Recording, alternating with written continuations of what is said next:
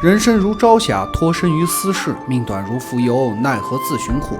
今天给大家推荐的是日本宗师级导演黑泽明在1985年拍的史诗巨作《乱》。这部电影是日本电影史上制作成本和规模最大的电影之一，耗资24亿日元。为了拍摄战争场面，出动了数千名的临时演员。黑泽明亲自设计了1400套盔甲，全部都是手工制作，耗时2年才完成。电影的火烧城池没有去使用迷你模型，而是真的在富士山搭建后拍摄的时候一把大火将其烧掉。为了完成创作，黑泽明在这10年间绘制了上百幅的彩色草图，确立了影像的色彩、光线、人物、建筑构造等各种细节。黑泽明自己称这部电影是上苍俯瞰人间的风云世事，意思就是从上帝角度来看待人世间，从神级角度去思考和观察人类。故事呢，讲述了在日本战国时代，伊文字家族的秀虎17岁起兵，通过50多年的征战而独霸一方。他杀人的手段非常残忍，被征服者往往全家被杀，女人被赏赐给部属。如今秀虎已经70多岁了，所以决定提前把家族的领地分给3个儿子。因为受到大郎和次郎的阿谀奉承和迷惑，所以他把最重要的第1城和第2城分给他们，而让三郎驻守第3城。秀虎让他们团结一心，才不会被敌人吞并。性格直率的三郎斥责父亲昏庸，经历沙场多年而不懂人性。在这样的乱世中，这样的分配反而会导致家族分裂。受到顶撞的秀虎一怒之下赶走了三郎，家业呢全部被大郎和次郎瓜分。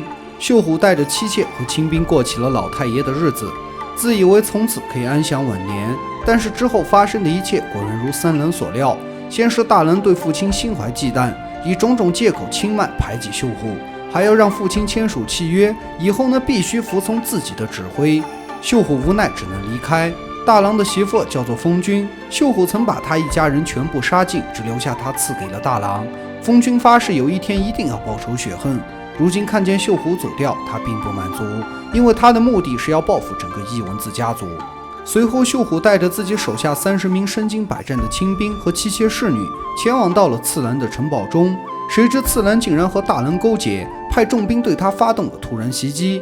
伤心的秀虎静静地坐在阁楼中，无数的弓箭擦身而过，他决定切腹自杀，可是却没有刀。军队逼到楼上的时候，护卫的亲兵全部被杀，妻妾侍女没有选择逃跑，而是和他生死与共，用生命为他挡住了弓箭，甚至相互用短刀自杀，也绝不离开他。与此同时，心怀鬼胎的次郎本来就一直不甘心位居于大郎之下，所以呢就借此机会放冷枪打死了大郎，得到了大郎的城池。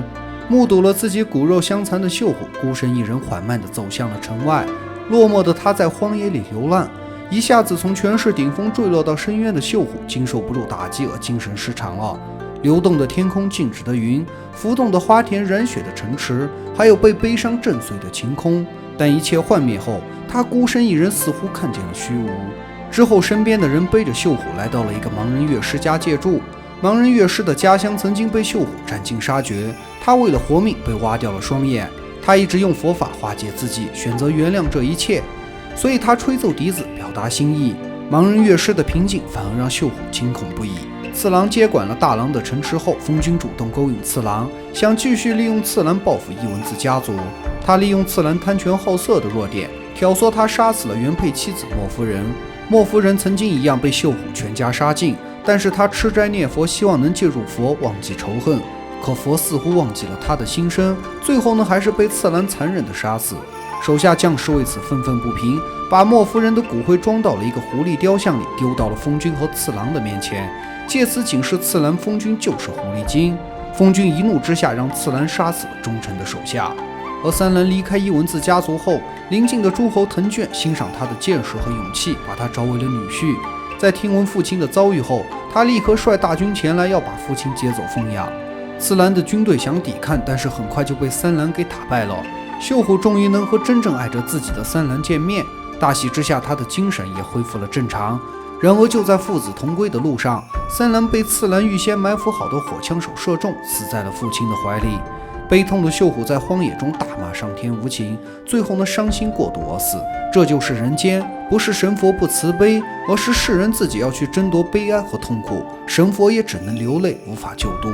螳螂捕蝉，黄雀在后。次郎正在为胜利得意的时候，三兰的老丈人藤卷的军队开始攻打他的城堡，最后伊文字家族彻底覆灭了。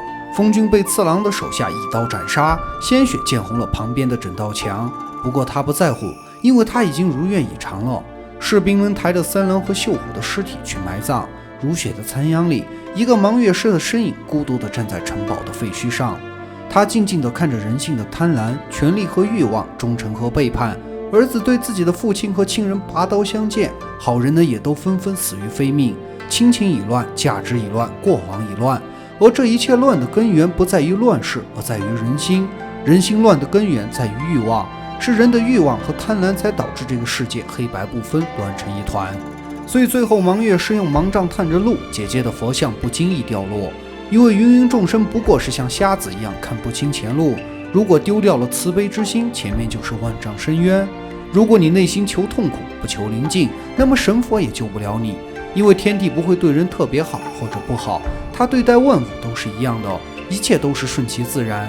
人类自己的灾祸幸福都是自己的因果报应，和上天没有任何的关系。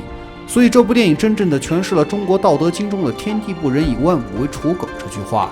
当然这部电影还有更高的高度，就是告诉我们人世间的浮沉是聚散不定的，悲欢离合呢都是弹指刹那间，人只是宇宙中渺小的尘埃。你幸福也好，痛苦也好，你是好人也好，坏人也好，本质都是什么呢？都是孤独和虚无，还有死亡。这是真正彻底的悲剧。就像丰军成功报复了伊文字家族，但是他超越不了仇恨。